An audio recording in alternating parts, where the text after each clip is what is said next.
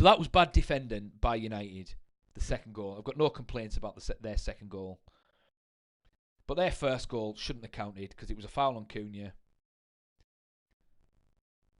And then let's have a look at the penalty. I mean, Sesko scored a good goal.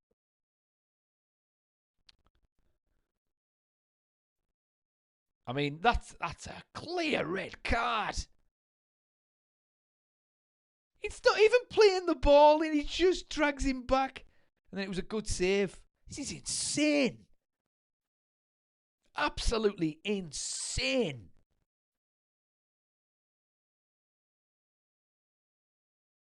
Good save by their goalkeeper there with that penalty. And then they go up the other end.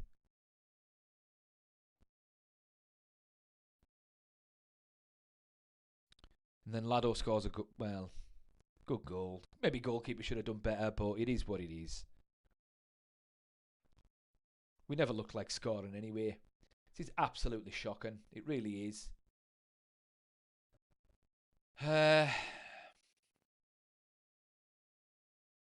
Chimney wants Ollie. Carrick and Rooney.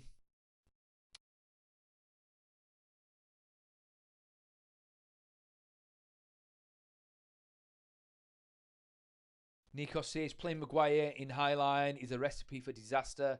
Poor from Amorim. Yeah, I agree on that. To be fair, Maguire is not a pressing defender necessarily. He's a really good defender if you play in the low block. That's why he was good with Ollie, because Ollie used to play counter-attacking football, so he was good there. OSB, welcome to the Big D streams. OSB says this stupid coach, Carl Amorim, should be sacked.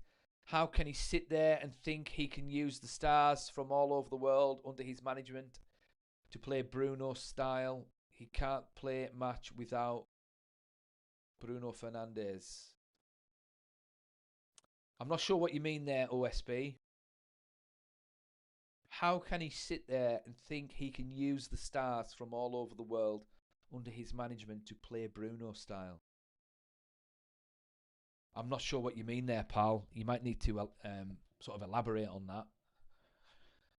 But if you mean that playing Bruno Fernandes in the wrong position, I wholeheartedly agree.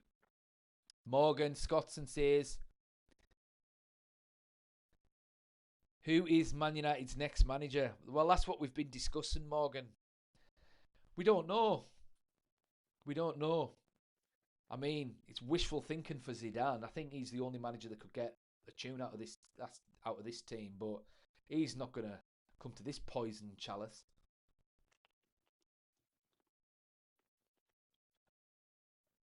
I think the only teams he'll ever manage will be Real Madrid and France. Because why would he risk his amazing legacy as both a player and an amazing manager? Why would he risk it at Man United? But then again, if he fancies a challenge and if he managed to turn United around, that would be something to behold. So yeah, I have no idea. No idea who the next Man United manager is going to be. I mean, you never know. They might stick with Ruben Amorim. You never know. Because, I mean, if we were going to look at this pragmatically, devoid of emotion, right? Let's look at this pragmatically.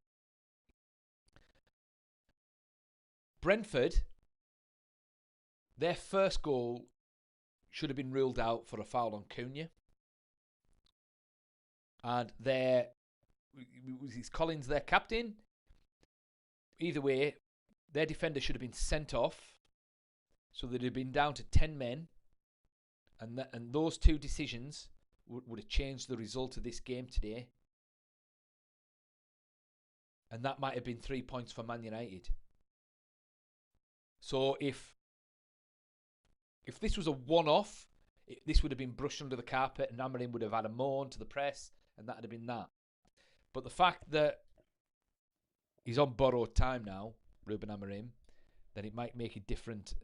It might make a difference in the decision making with Ineos. But as I say, if we're looking at this in the cold light of day, this one specific fixture in the cold light of day. Dispassionately, Brentford got away with that. And they did. They got away with that.